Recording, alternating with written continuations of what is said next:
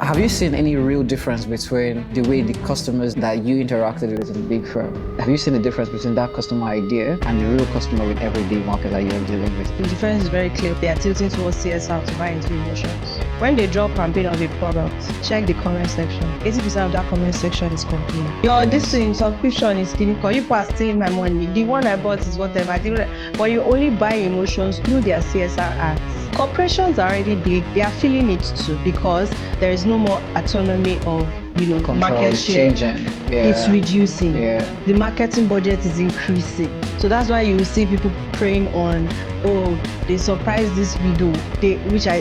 But let me not go there. What I'm saying in essence is when we start making our consumers human-centric, there is a clear difference. Beyond Transactions podcast is a podcast powered by Digital. The point of this podcast is to have conversations with innovators and actual builders who understand what the market truly feels like across all the tiers of retail technology, every layer of this industry that feels very separated, where they can all be collected and converge as one. The hope is that as we have these conversations, you are able to see where your business lies and where you can play efficiently across the entire retail chain. First, thank you for doing this, and Thanks for having me. I'm happy we had like a pre-conversation, and that was really helpful for me. One of the things that I think I found fascinating, and even while you were talking, I still was like, why would she do it? Is you were in rooms where a lot of big things were happening. So here's your background. Like you worked in multinational, leading the marketing plan, leading the campaign, all of that for brands, big businesses, where people dream of. You were in those rooms where multi-billion dollars or multi-million dollars were being conversed, and you woke up and said, you know what, I'm okay being an insider, but I'm done. And you walked out. Somehow walked out to go start your own thing. Yeah. I'm curious why, and what have you seen about how Nigerians truly treat the market now that you're on the outside doing this in your own way, and how it was when you were doing it with these big brands? Okay. Thank you for asking that question. I think I've gotten that more than ever in the past, few months now. So first thing first, I was opportune to be in rooms like that, lead campaigns, work with brands, work with big content formats, across Telemundo, E-News, the whole 9 yards, CNN and the likes. But if I look back at my experience, the only thing that their own definition of a customer or measurement of growth is through numbers and data, right? And when I started as a side hustle, by the way, like a side gig, let's just see how, just ensuring that the ends meet and make sense. I've always liked the extra thing. So it means I have to do the extra thing to be able to afford that. But having experienced entrepreneurship, I don't think I ever saw a day where I'm like, oh, I'm going to leave. No, let me just have it running, right? I'll build a team. They'll do everything. But I then realized I wasn't building for people based on data and numbers. I was building on the interaction and seeing people one-on-one, understanding their pain points. The skin is the largest organ of the body. Sure. Which means you need to develop trust. You don't develop trust by, working in 9 to 5 and we're into formulation. I'm getting feedback. I need to go back and rectify. I'm not going to say I'm a success with one product. You need to keep refining, and then maintain good relationship. So for big organizations, the good thing they have is they have a department to deal with different problems.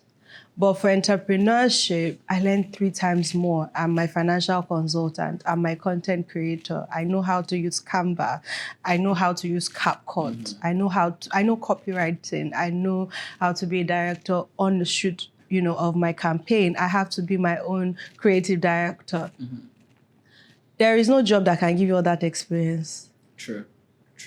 Except through entrepreneurship, doing it yourself. Yeah. So you need to also start small. So I had to figure it out, navigate, and the only thing I probably can't get by is auditing and all of that. But then I know what my gross and my net is because, so while I was doing that, I'll curiously go into all these different departments and say, please, I don't understand this one thing. I don't understand that thing. And what am I saying at the end of the day? Where I worked started small. Right? So I might as well just plant my seed.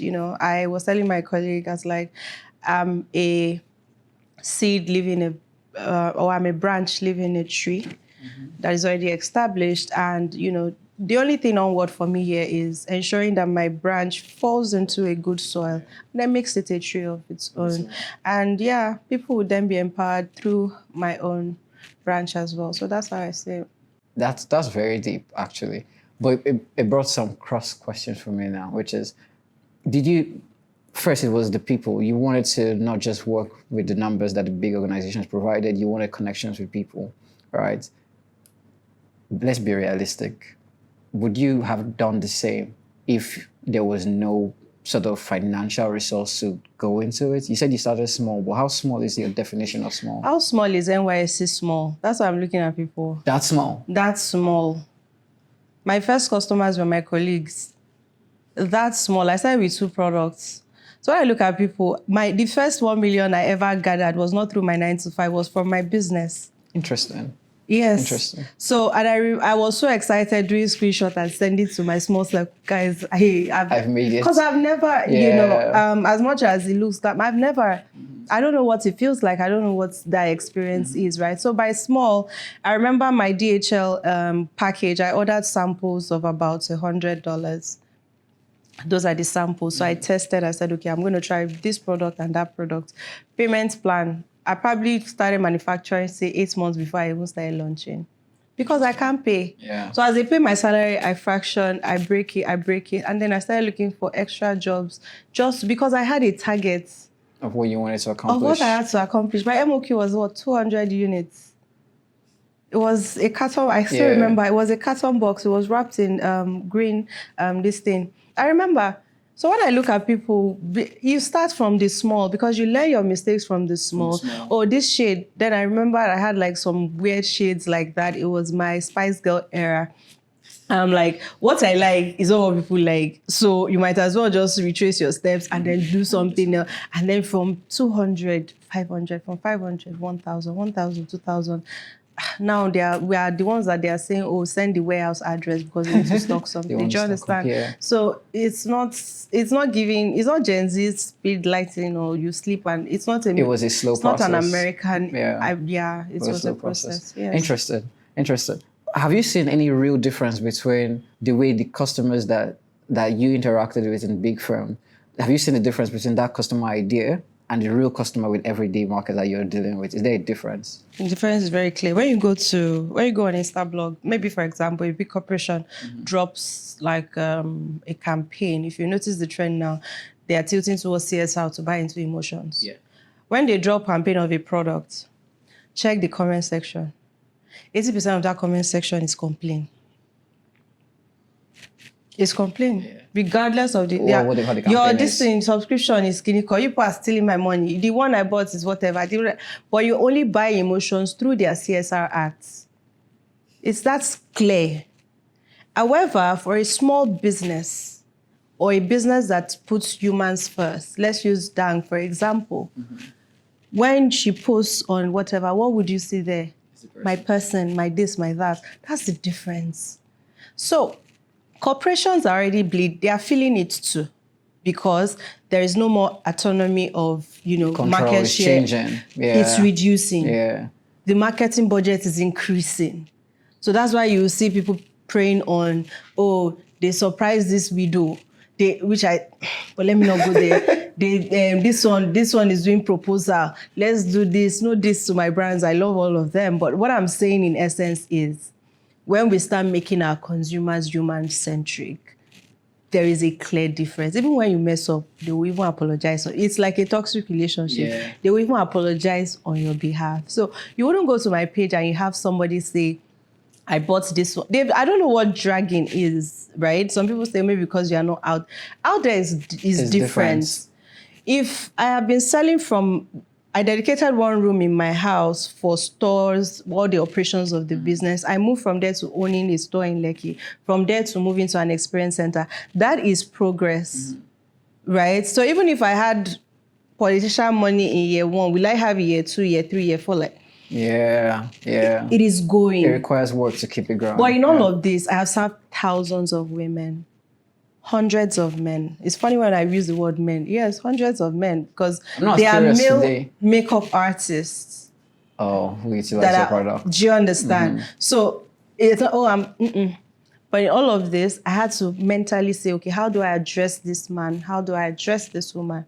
They feel my name Rubellite Queen came from my own community. Like, everybody, I am accessible, although I can be a bit, but it was me first. In the early days of my business, you see my face everywhere. It's not that I'm just trying to restructure the entire thing. So something you said earlier about the skin being the largest organ, and the fact that, again, serving the African market is unique, especially when it comes to our skin. And there are several layers to this for me. Because my first thought is this: how much do Africans pay attention to their skin? I am really curious, right? And like now, beauty is a thing, and people are probably beginning to take a look at it. But first, you have to look at what the angle of scale of preference is.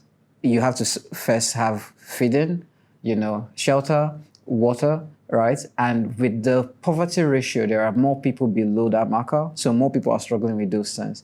But you chose to offer a service in an industry where, 1, you need trust.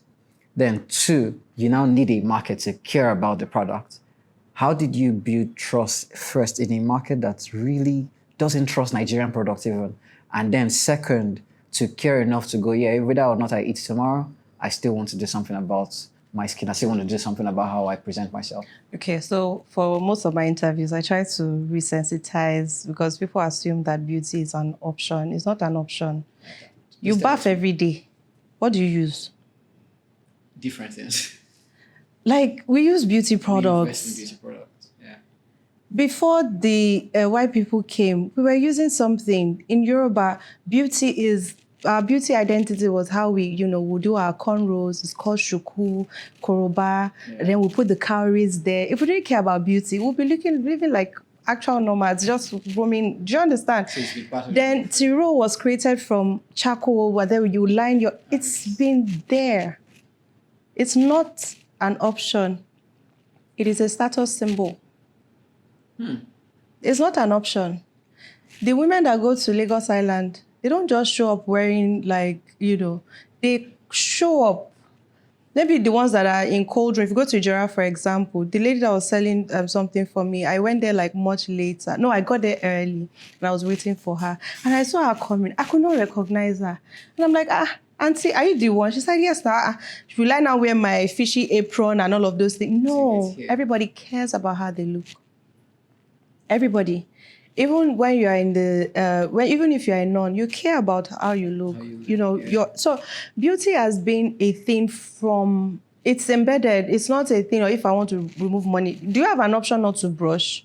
No. Toothpaste is listed under the beauty category. Soap is listed under the beauty category. Shea butter is listed. Coconut oil, it is there. What is popular now is knowing that one product cannot solve your skin. You can't solve anything. Yeah. And then the awareness that even as Black people, it's not rub and shine. Mm-hmm. It is, I have hyperpigmentation, I have pimples, I have this, I have that. So where do I now play in this ecosystem? For Africans, we are more sophisticated than we give ourselves credit for. As Nigerians, we are extra sophisticated. And this is as a result of my experience with working with other multinational colleagues in the past. Mm-hmm. When we go for conferences, the first thing is, hey, those Nigerians were It's coming from a place of, I took my time. I took my time to present myself because I'm leaving that impression. All of us know this job, Nabi, no problem. But if there's one thing that is memorable, is how I look, how I present myself. It's It's part of everybody. People see that first before anything else. Before anything. You came, I sat down. What did you say? You smell nice. You smell nice. You just have to, it's all encompassing in beauty. So it's a part of us.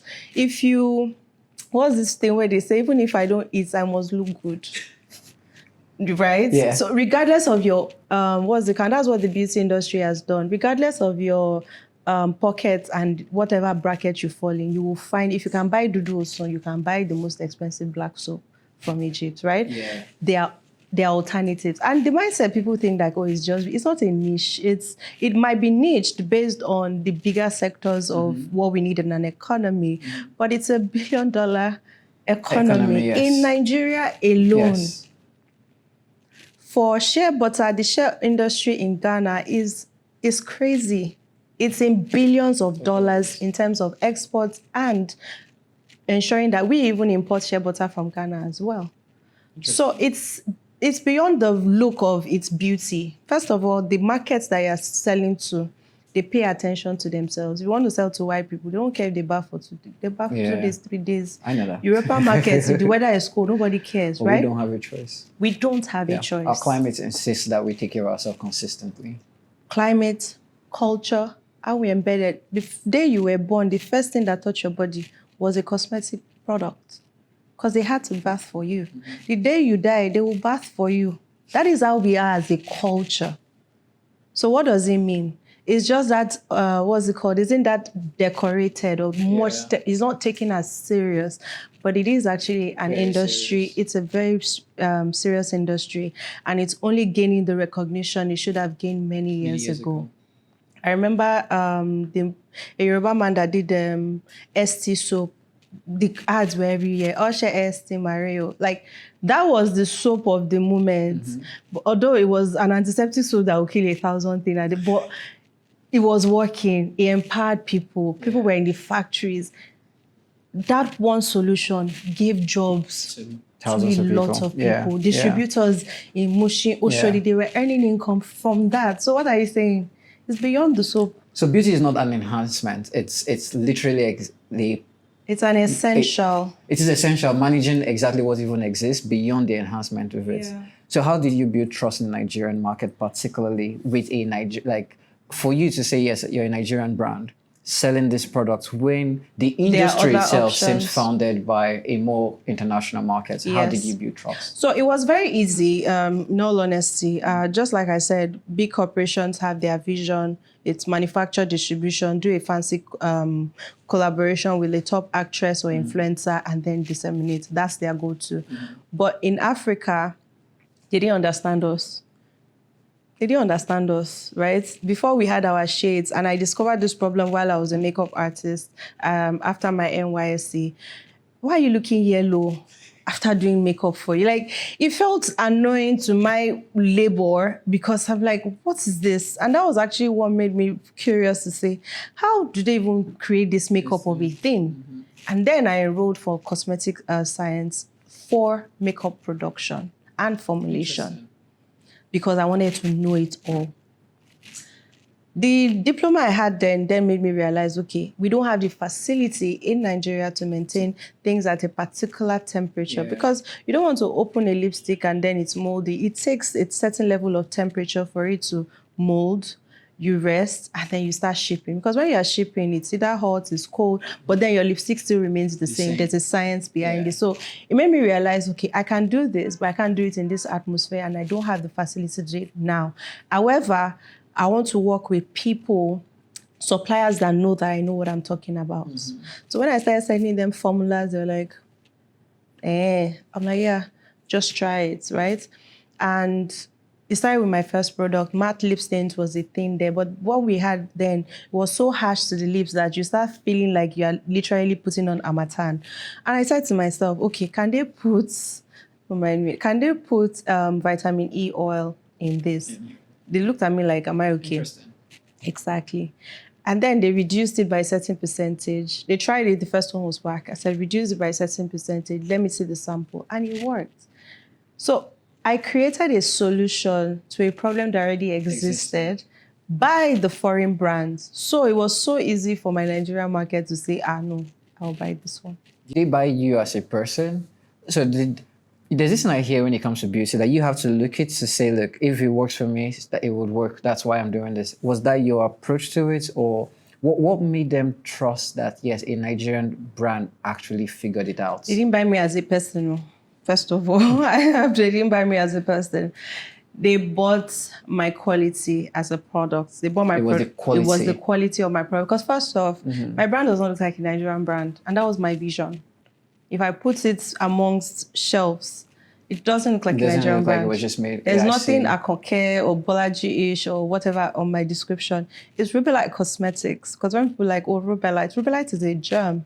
It's a rare germ, right? And that's for me, I will go the extra length to ensure I give people a global product at an affordable. That's my own goal. That was the goal. I have a twisted question for you now. With that very statement, do you now think brands in Nigeria have to ensure that they look like they're an international brand to succeed? You can't lose your authenticity. So what people buy now is my brand journey. Okay. Right? At the beginning, there's no journey. We just started, Abby. They bought the quality. The quality. But I've served thousands of people. I need to serve millions of people. So it's a process. So now they will buy my brand journey because I'm talking about, and that's what I talk and preach about on my page. It's not easy. It's also not bad to start, right? But I didn't share my challenges across, all the years that I started. So that's basically what it is. One thing I found interesting about this conversation is that for me and my industry, the conversation is always, where do we meet? Marketing, sales, distribution, production, customer experience. Your entire journey has gone across all of them. Like, you've been involved in the manufacturing, you've been involved in the marketing, you've been involved in all of this, right? And customer experience, I think, is the most critical aspect, how your customers feel you. So knowing how critical that is, I see your journey that at some point you went, okay, it's time to go away from just trying to sell online to having a shelf store to actually having an experience center. What led to that? Was it because you made enough revenue to make that move? Or was it because the customers actually need to experience this? So whether it cost me, I want to give them the experience. Okay, thank you for that question. It's not because of revenue. I need as much money as possible. But one thing I would say is beauty is a human experience. Anyhow you want to dice it. You're not going to shop for your favorite lip stain online or get the right match of your foundation online. You need to interact with someone that you trust. And most people interact through their makeup artist. I like this product. It's a human experience. And it just sits naturally in our ecosystem. But back to my brand journey, I started just one room. I created the white shelf. Everything is stocked. It's also easy. Dispatch, come and pick up at this time. I live with the security and I just go about my business. But along the line, I'm like, we started producing more. So when people use, this product is good, please give us this one now. This one is good, give us this one. From 2, we're currently at 15 or 16 products now. You need capacity. And then you want people who, like people that don't know you, they're like, oh, I want to swatch it. I'm not sure. The trust factor is one of the reasons why we had to open, like a store. Yeah. And then me as a person as well, whenever we go for our activations, like, oh my God, I love your hair. I love this hair. Can you give me, I want to buy. Most of the time I order on behalf of people. And then Rubellite hair was birthed. So it's an ecosystem, it's a journey. I didn't just wake up and say, okay, oh, you like it, don't worry, I'll order it for you. I've done maybe 20 orders in 2 months. I said, wait, what am I doing? I might as well just start. And COVID also helped. It was easy to start. But what am I saying in essence? The experience center, I didn't call it a beauty hub. I didn't call it a beauty shop. I didn't call it a salon. It's an experience center because I spotted a problem. What's the problem? For people who are into beauty maxing, so beauty maxing is going the intentional route to ensure everything is, in place. Not perfect, but in place. I'll make my nails in Aguda. I'll make my lashes in Yaba. I'll do my makeup in Shomolu. Then I'll do, because I have this set of people you want. I want to. And then I'm spending 2 days spacing out my beauty schedules. Yeah. I've wasted time when I can be productive doing other things. So I said to myself, if I were to do this, I would have an experience center because I want people to know. For me, when you set up a museum, you've sold. because you've given people so much information about one product, and you're like, before they see the price, they've seen the history, they've seen all of The journey there. They are going to buy it. It's not giving Sephora where it's competing on a straight line. This one, welcome to my atmosphere. Let me let you know. So it's not bringing you in. That's number one. And then I said to myself, okay, those that buy hair from us, they keep asking, please, can I get someone that will install the hair for me at home? I don't have. Okay, now we would have. So the experience center came. What we're promising and want to deliver to you is an experience, a beauty experience. You can do everything all in one place. And through my mentorship or consultancy to other entrepreneurs, they were always very focused about their personal brand. Mm-hmm. And they made a shoot look like you are reading all the commandments. And I'm like, it's not that deep, right? Once you're ready, you do your production. This is the experience that I got from my 9 to 5. Doing a PPM plan is not that deep. You have your camera guys, you have this one, your lighting, your mic, your this, you're good to go. So I said I would develop a content room. Nice. Let me take that headache off you. Yeah. So if it's your photo shoots, if it's your podcast, if it's your anything, do your makeup. You just come with your outfits. You do your makeup, you do your hair, every other thing you want to do, it is in one place. Go to the content side, do your content, and you're good to go. So there's so much intention, not because I also am creating other opportunities for people to. So in terms of, I've created an ecosystem. Photographers have opportunities. Makeup artists have opportunities. Hairstylists have opportunities.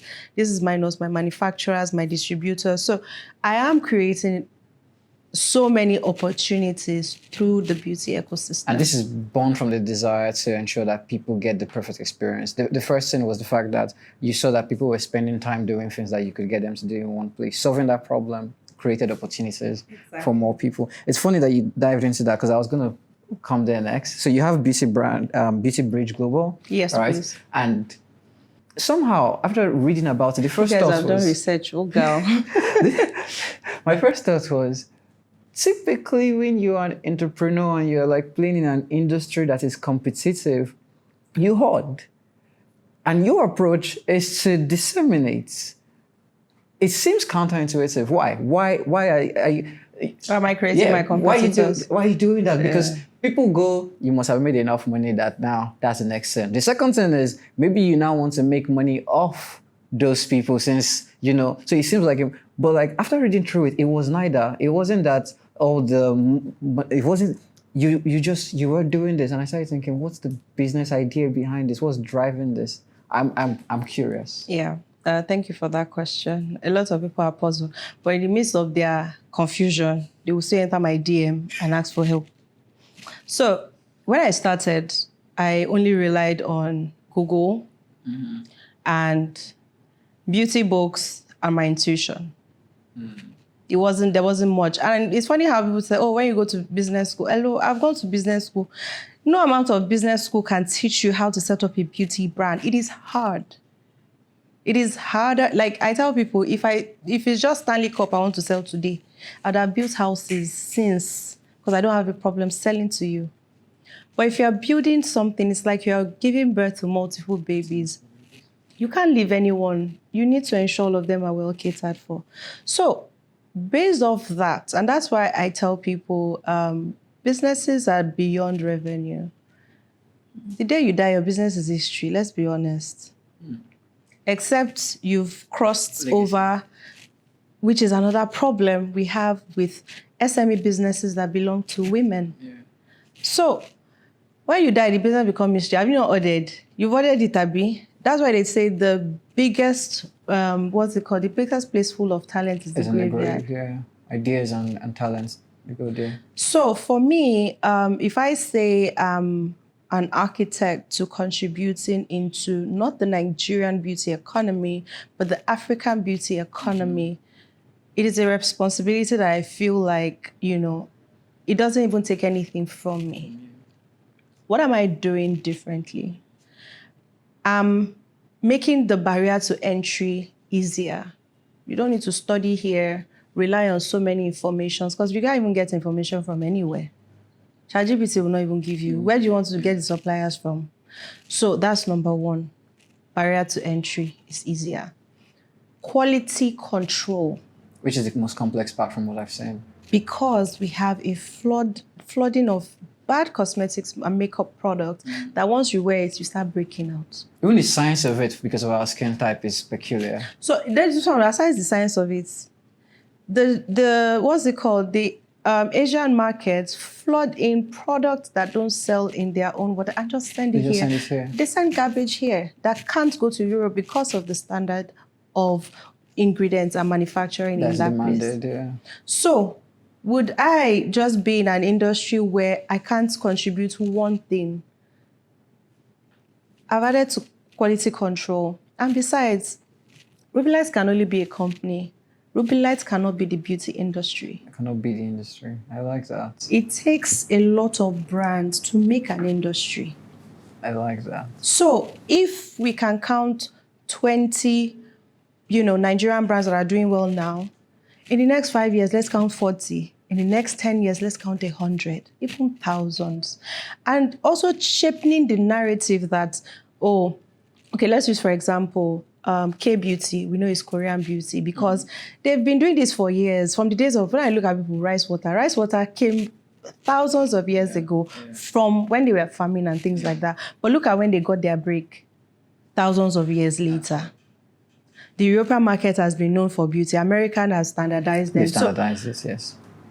That's number one. How do people start recognizing a beauty, African beauty? It has to start from an existing industry. And that's the part I play in all of this. I'm not building my competitors. I'm building the African beauty industry, one brand at a time. Honestly, I like that. I like that because it goes to show, first, there's a certain confidence I think it comes with to say, I know what I'm doing, so I don't even mind. There's also the understanding that the market is not as finite as you think because more human beings are born daily. So I like that perspective. So now, seeing what you're doing for the brands that you're supporting, the businesses that you're building, typically, when we now want to celebrate businesses here, all right, especially in recent times, it's always who has a better valuation, who crossed the $1 billion mark, who is a unicorn, For you, however, it seems like your focus has been to build more about livelihood, ensuring that other people have a livelihood. When you were talking earlier, you talked about how the problem you solved made ways for photographers to now have businesses, all of those things. Do you think that businesses should start thinking like this so that we solve the greater problem of the current African ecosystem, which is anytime you talk about the African ecosystem, we know that there's creativity at its peak. We know that there's excellence somewhere in the weed, right? But somehow you will never talk about it without bringing poverty levels. It's like the poverty keeps sinking in. So it's more like we need to solve that problem, like it's lingering. Do you think it's the role of businesses to take this approach to solve that as you're solving it? Well, without saying so, because I'm also very competitive, they should not solve it or they should leave it. Because people that solve it are the ones that are actually reshaping, if we look at the wave, Gen Z culture, for example, started by someone saying, I don't want to go to the club. I don't want to work a 9 to 5. It started from one person, and then it became a crowd, and then it became a thing. Yeah. Do you understand? So there's a difference between the millennials and within the workforce, right? So it will have to start from somebody to say, and let's not be misguided. I'm still not doing charity work, right? I'm still creating areas of revenue. Even while solving this problem. Even while solving this problem, because it has to be profitable. That's number one. Number two, I'm also ensuring that I create impact, not just from buying and selling, but ensuring that somebody also made money while I was doing it. So that's basically what it is. So do you think retail businesses in a small way are responsible to, is this something that we should make a responsibility? If we want to, you said you're not just building, you're not building the entire industry by yourself. You're trying to collect so that the industry exists by multiple people. Does that make it a responsibility that as you teach one, as you teach two, they do the same and expand? Always pass it forward. So it's a necessity. It's a necessity. Would that, in the we talked about the bigger picture earlier, and I want to come back to that. I really want to hear again what you said about the bigger picture. So in the grand scheme of things, do you think that pathway will lead us to a better economy as a people? Yeah, in terms of measurable goals, obviously, just like I was able to say, if we have 20 good Nigerian brands as our 2026, by 2036, we should have 1,000. That is a target that we're working towards, right? And then you would also see the emergence of more trade shows that are Nigerian brand focused, right? The makeup fair is one that has existed for many years, but then we have beauty in the motherland that are beauty and even Itao as well. Yeah. These things never existed. If you look at if you go to a hotel today, if it's either power, fuel, AI, data, telecom. Those are the things they perceive as serious, right? Yeah. But then, if you look at the AI ecosystem, all of you are looking for one grant. I have this idea, I have that idea. You are looking for beauty industry. Consumption is going on a daily basis. So, what are we saying now? We're changing perspective to let them know that it is a profitable business, if done right, even. And if guided by the right set of people. If you have done it before, you're the best experienced person to teach me how to do it. Mm-hmm. But how do you make another entrepreneur comfortable? You need to start doing it first. So what is the big picture? For the world to recognize that beauty, that's African beauty, I've still not even decided Nigerian, no, African beauty exists, and we are that sophisticated to create things that we would require for our own skin tone. So whether you are that one person that has done your own sanitary towel as a Nigerian, a Togolese that has done your own eyeliner, we are coming together to let the global market, the likes, the Unilevers and all of that, to let them know that we are buying into this market share. I see. I have a question that is very deviated from what I had planned, based on what you were saying.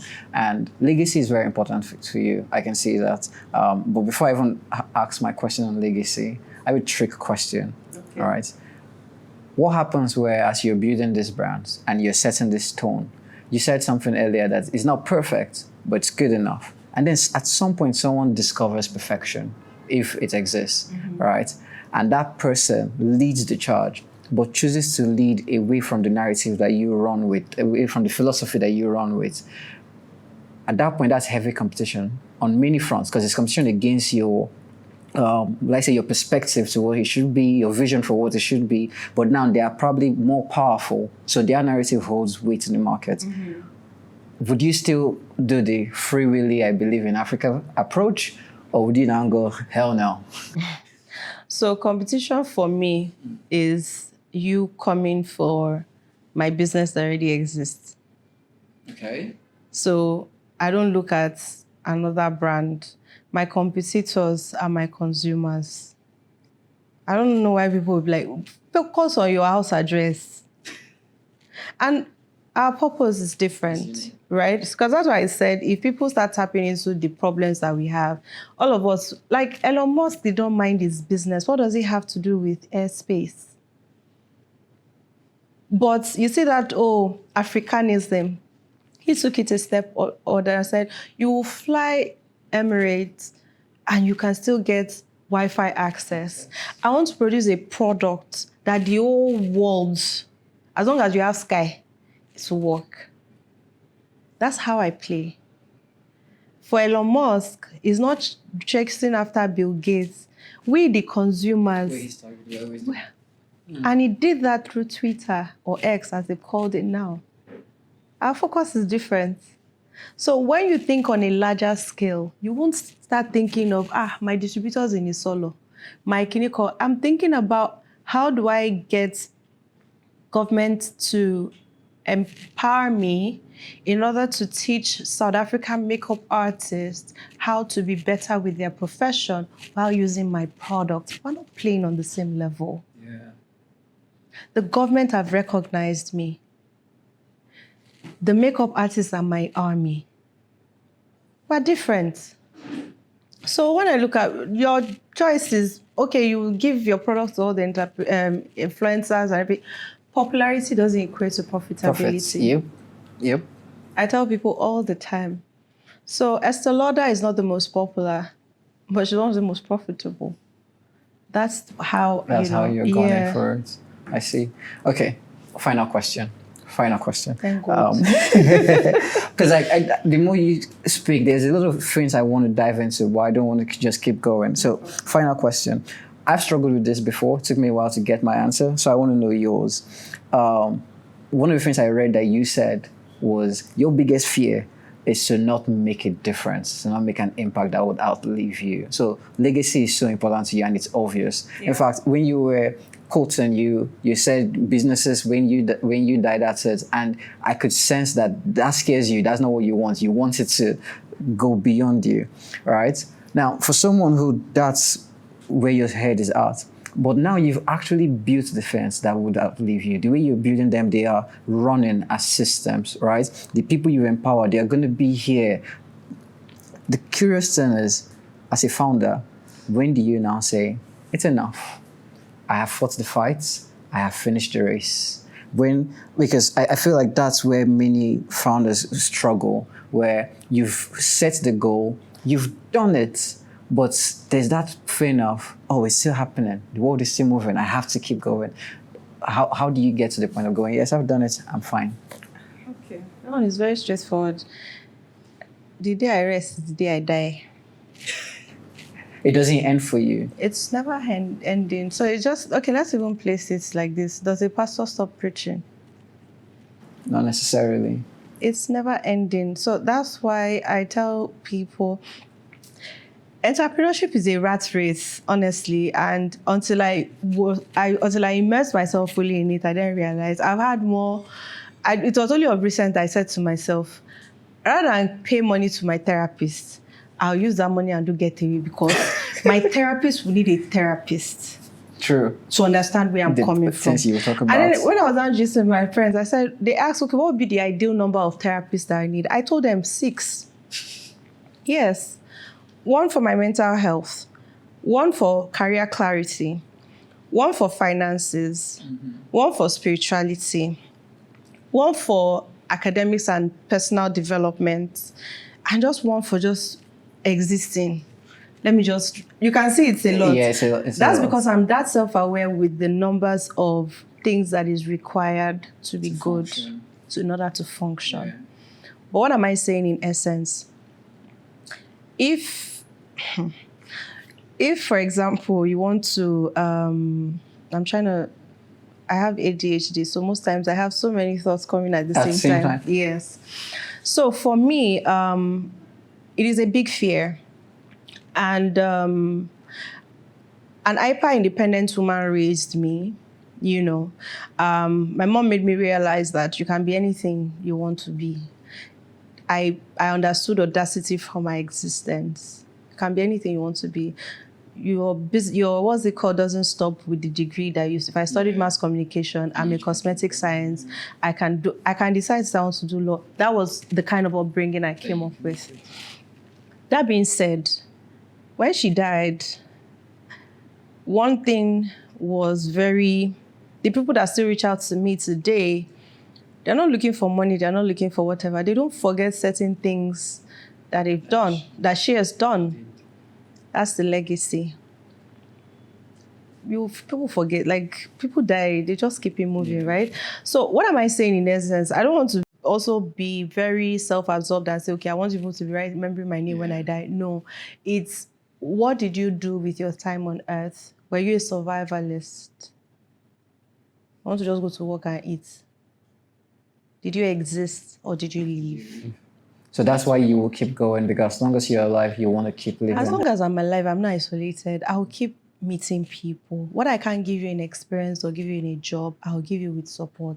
If I can't support you, I'll look for that person that will support you. So when I look at people now, that I learned from her, I'm not going to be selfless to the point where I harm myself. No.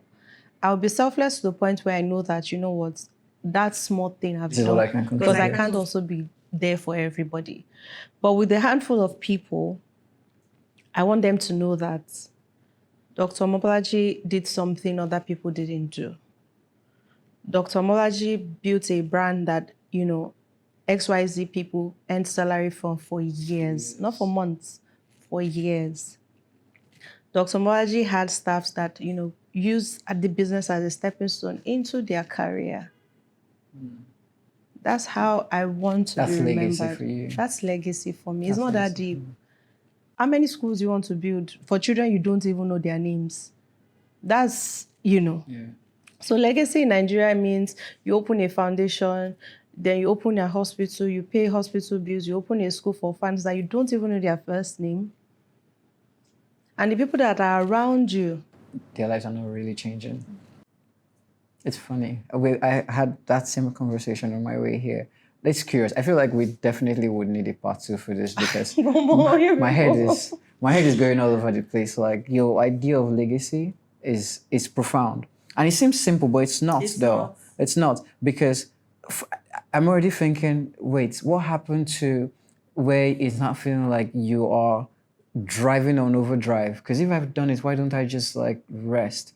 But from what I'm hearing, is there is no rest. There are people that are constantly coming that depend on the fact that you continue to leave. For God. Will you say you've had enough? I've never compared career pursuits but that's how it is. To that idea of ministry. It's new for me hearing that, and that's strange to say. Something is new here. That's how it is. So I met so many makeup artists and everything. I'm like, oh my God, I looked at your page, I looked at your work, do this one thing, do this. Those are the impacts that people don't even measure. Yeah. That's why I said it's unfortunate, but our idea of success and our idea of impact is not really, it's defined based on social media. So it's a car, a house, a this, and those are the things that you never see on my page. So my idea of why is this person constantly commenting on everything that I say or that I do is because I've had a certain level of conversation that will move them from point A to point B. Transformation isn't Nanny McPhee and then you become Barbie. Transformation is just that small thing, and then, That's a good way to end this. A good definition of transformation. Thank you very much for doing this. Thank you for having me. I am definitely getting you back because feels like therapy. Please. I have more questions, but you have more questions. They were born from the conversation. So thank you for doing this. Thank you. Hopefully, I believe that this would drive a lot of ideas in people who are listening. Understanding how, for someone who plays in the web perfectly, but is still driven by the centricity of the customers, and that everything you do is people focused, and that's it. That's what retail is about. So thank you very much. Thank you. Elon Musk didn't stop at Tesla. He still went for. So imagine what he wants. I'm curious to know what he wants to do next. So that's basically what it is. Thank you. Thank you. All right.